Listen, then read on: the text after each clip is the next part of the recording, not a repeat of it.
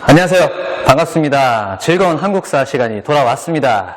자, 오늘은 조선시대에 들어가기로 했었죠. 자, 우리 조선시대에 들어가기 전에 필기 새로 해야 되는 거 아시죠? 자, 3번입니다. 3번. 조선이고요. 자, 시간 순서대로 내용을 정리하기 위해서 연표를 그려볼게요. 자, 연표를 그릴 텐데 여기 제목과 연표 사이에 공간을 좀 넓게 띄워 놓으세요. 그 사이에 뭔가 정리할 내용이 있으니까요. 자, 연표를 그려주시는데 한 바닥 꽉 채워서 두 바닥 채워도 좋습니다.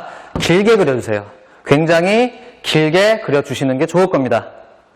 자, 조선 처음 세워진 게 1392년이었고요. 조선 최초의 왕이 누구였죠? 그렇죠. 태조 이성계였죠. 자, 여기다가 맨 앞에 태조 이성계를 쓸 거고요. 연도를 간단하게 표시해 볼게요. 자, 조선은 1392년에 태조 이성계에 의해서 개창이 되었습니다. 자, 그리고 조선의 마지막 임금이 누구였죠? 혹시 아나요? 고종? 고종 아니지? 고종의 아들 순종 때 조선이 망하거든요. 자, 요 끝에다가 순종 임금을 쓸게요. 자, 조선이 몇 년도에 망할까요? 조선이 망하는 연도는 우리가 알아둘 필요가 있어요. 왜냐하면 조선이 망했다는 것은 우리가 잘 알고 있다시피 우리나라가 일본의 식민지가 되었다는 것을 의미하는 것이기 때문이죠. 그 연도는 우리가 까먹어서는 안 되겠죠. 자, 알아둡시다. 1910년이에요. 자, 연표에다가 1910년 표시해 볼게요. 자, 대략 1392년부터 1910년까지 500년 정도 되는 역사입니다. 굉장히 길죠.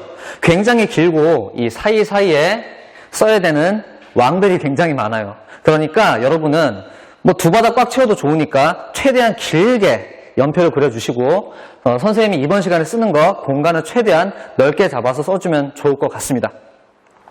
자, 조선. 이 조선은 지난 시간에 얘기했다시피 성리학 국가고 사대부들의 나라였어요. 자, 이게 무엇을 의미하느냐? 그 이전과는 굉장히 많이 다른 처음부터 의도적으로 계획해서 모든 것을 계획적으로 움직여 가기를 약속을 하고 시작된 국가라는 것을 의미하는 거예요.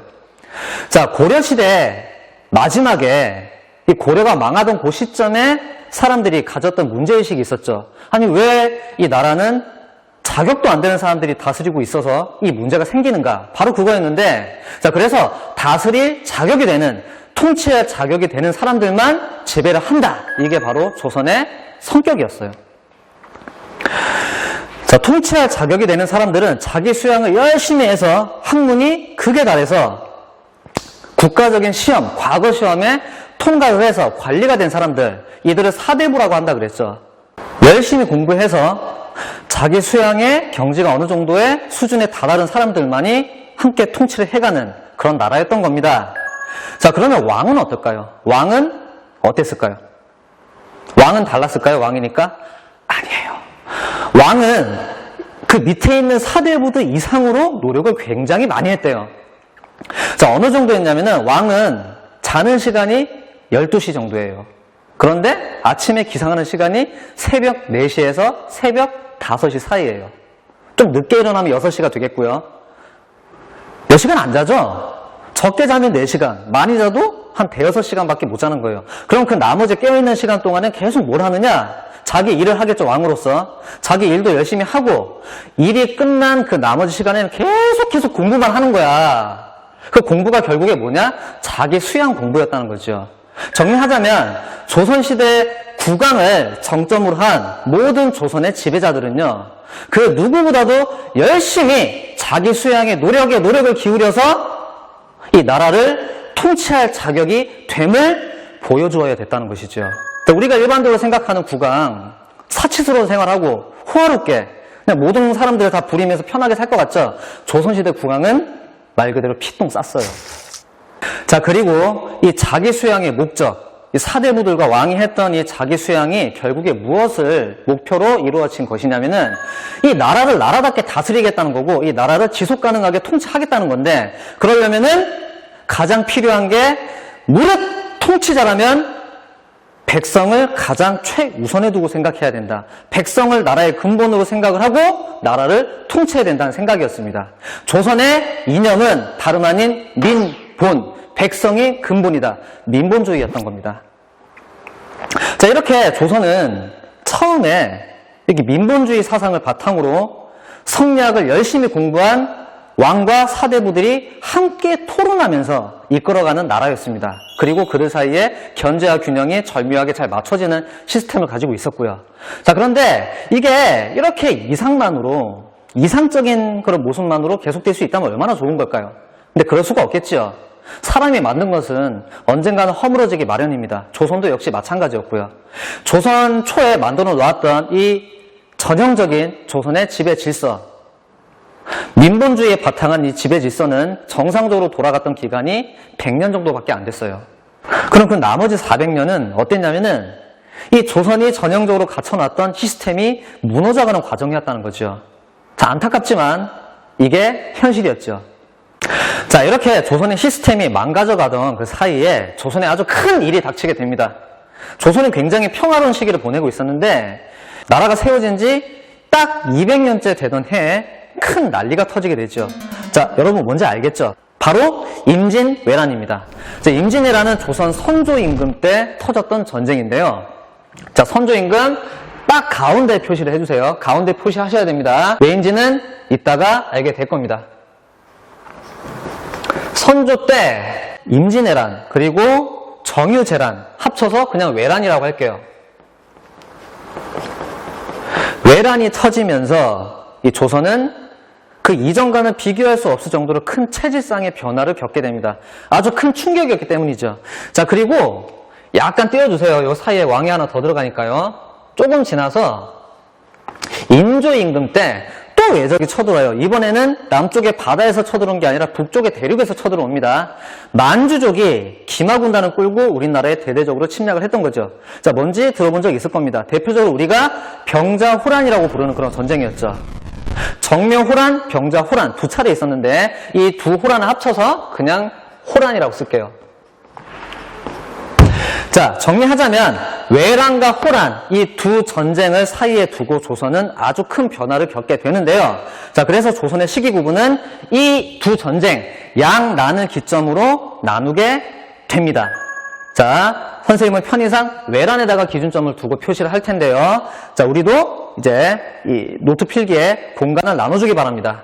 태조 때부터 선조 때 왜란 터질 때까지를 자, 좀 넓게 잡아주세요. 쓸 내용이 많으니까.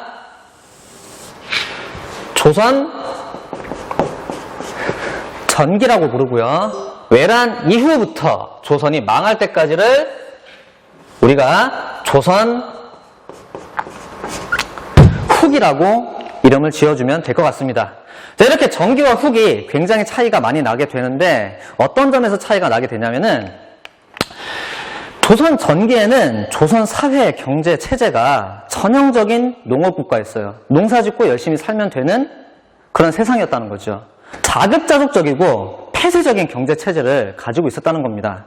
자, 이런 자급자족적이고 폐쇄적인 농업 경제 체제에는 그리고 그런 사회 질서에는 성리학이 딱이었어요.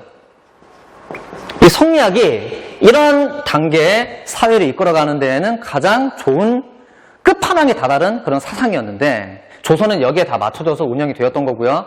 자, 그런데 왜란을 거치고 나서 조선 후기 때는 역설적이게도 경제가 많이 발전합니다. 생산력이 발전했기 때문이죠. 생산력이 발전하니까 여기저기에서 고립된 상태로 살아가던 마을들이 서로 촘촘한 상원망으로 연결되기 시작을 하고요. 자, 그리고 조선은 다른 나라와도 교역을 하기 시작을 합니다. 비공식적인 무역이 굉장히 많이 늘어나면서 세계적인 무역 체제에 하나로 들어가게 된 거죠. 자, 이렇게 조선은 처음에 폐쇄적인 사회에서 좀 더 개방적인 사회 경제 체제로 변화해 가고 있었는데 이런 변화에 성리학은 발맞춰 가지 못하게 됩니다. 그런 변화를 다 수용할 만한 그런 그릇이 못 되었던 거죠. 이 광범위한 사회 변화를 어떻게 받아들일 수 있을 것인가를 가지고 조선의 지식인들이 많이 고민을 했는데요. 자, 그래서 이 지식인들이 성리학을 개혁해서 새로운 사회 질서에 어울리는 그것으로 바꾸려고 합니다. 그 고민으로 나타난 조선 후기에 새롭게 나타난 학문을 자 따라해 봅시다. 실학이라고 부릅니다.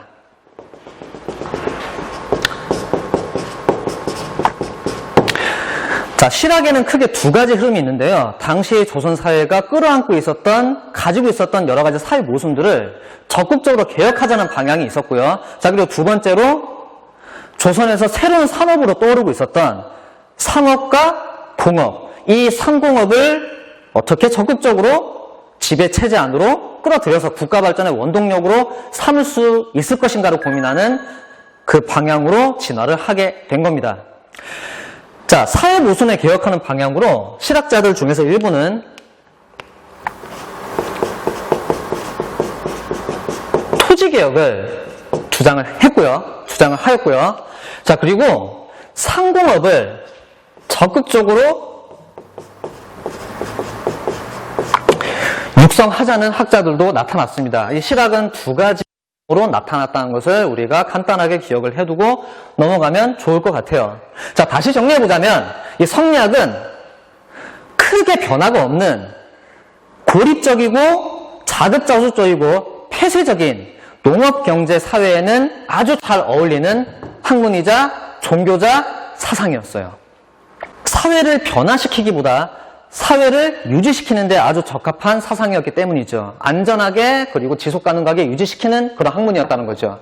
하지만 변화가 매우 급격하게 전방위적으로 일어나기 시작을 했던 조선 후기에는 이 성리학이 어울리지 않아서 실학이라는 새로운 학문이 나타나게 되었다라는 정도로 우리가 기억을 해두면 좋을 것 같습니다. 자, 이게 조선시대 후기에 나타났던 큰 변화 중에 하나였고요. 자, 그리고 두 번째는 사람들의 사고방식의 변화였습니다. 자, 이 이야기는 다시 외란 때로 거슬러 올라가게 되는데요. 외란 다음에 우리가 자세하게 다뤄볼 거지만 간단하게 얘기를 해볼게요. 보통 얘기하지 않는 그런 이야기들을 지금 해보겠습니다. 외란은 조선 정부의 입장에서는 철저히 처음에 실패로 돌아갔던 전쟁이었어요. 침략자 일본군에 속수무책으로 당하기만 했거든요.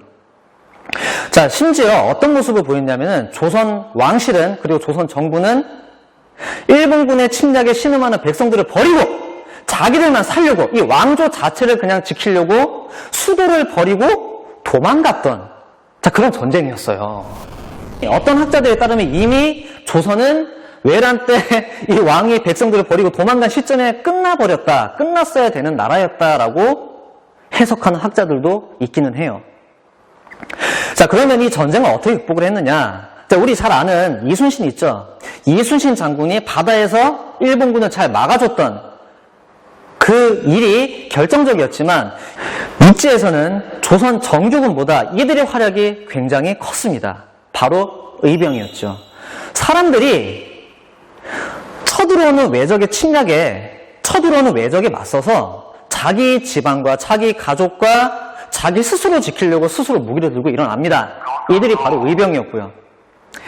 이 의병들을 우리가 보통 나라를 지키기 위해서 애국심으로 뭉쳐서 일어났다라고 우리가 해석을 하는 경우가 많은데 편하게 얘기하면 그래요. 하지만 전체적으로 보자면 이 의병들은 나라를 구하기 위해서 일어난 것이 맞지만 하나하나 들여다보면 결국에 자기들을 지켜주는 것을 포기한 국가와 정부와 사대부를 대신해서 지방에 살고 있던 사람들이 스스로를 지키려고 일어났던 군대였다는 거죠.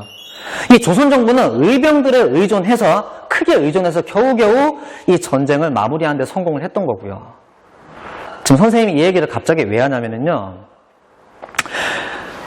지배층이 백성을 지키기를 포기하고 도망갔던 이 전쟁은 사람들의 생각을 바꿔놓는데 충분한 전쟁이었어요. 그런 사건이었고요. 사람들이 이제 의문을 품기 시작합니다. 이 나라 누가 지키는 나라인가? 나는 누가 지켜주는가? 사대부들이 지켜주는가? 왕이 지켜주는가? 아닌 것 같아. 그럼 누가 지켜야 되는가? 나를 지켜준답시고 내 앞에서 의시되면서 명령을 내리는 내 눈앞에 있는 저 사대부들은 합당한 권력을 가진 사람들인가? 그리고 그들의 실체는 무엇인가? 이 질문이 본격적으로 던져지기 시작했다는 것이죠. 자, 그래서 이 조선 후기는 더 이상 조선 전기와는 같을 수가 없었던 거죠. 조선 후기로 가면 갈수록 사대부들의 지배는 한계에 계속 부딪히게 됩니다. 여기저기에서 문제가 터져 나오고요. 나라도 점점 썩어가게 되고요. 자, 그리고 여기저기에서 사대부들의 지배, 이 사대부들의 나라였던 조선이라는 체제 자체를 부정하는 백성들의 반란, 밀란이 여기저기에서 빗발치게 되는 거죠.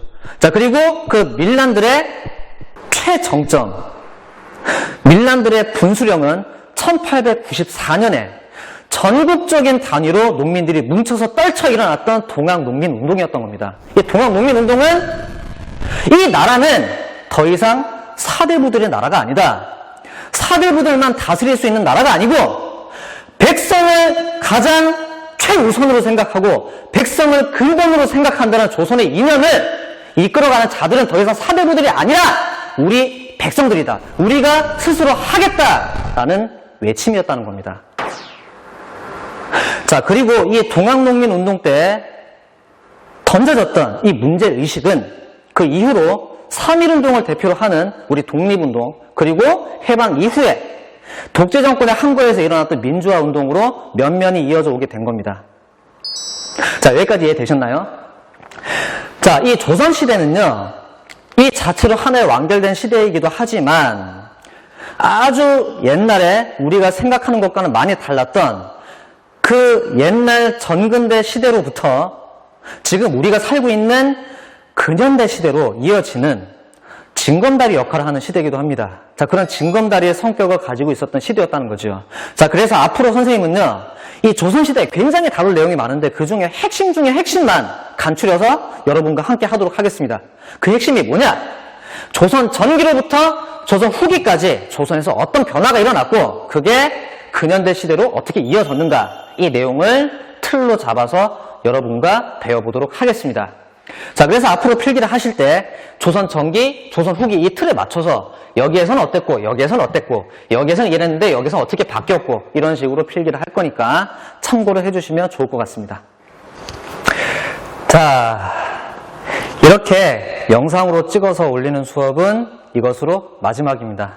좀 있으면은 여러분이 학교에 오네요. 너무 기대됩니다. 저는 여러분이 실제로 어떤 사람들일지, 어떤 학생들일지 너무 궁금하고 너무 보고 싶어서 미칠 것 같아요. 자, 여러분의 기분은 어떤가요? 이 코로나 때문에 학교에 나오는 게 많이 무섭거나 불안할 것 같아요. 하지만 여러분이 학교에 안전하게 다닐 수 있도록 저를 비롯한 모든 선생님들은 최선을 다해서 노력을 하겠습니다. 그러니까 안심하고 학교에 즐거운 마음으로 등교해 주기 바랍니다. 자, 그리고 여러분과 함께 우리가 함께 교실에서 만들어가는 수업은 이렇게 영상만 보고 배우는 한국사 수업보다 훨씬 더 즐거울 거예요. 그건 선생님이 약속을 할게요.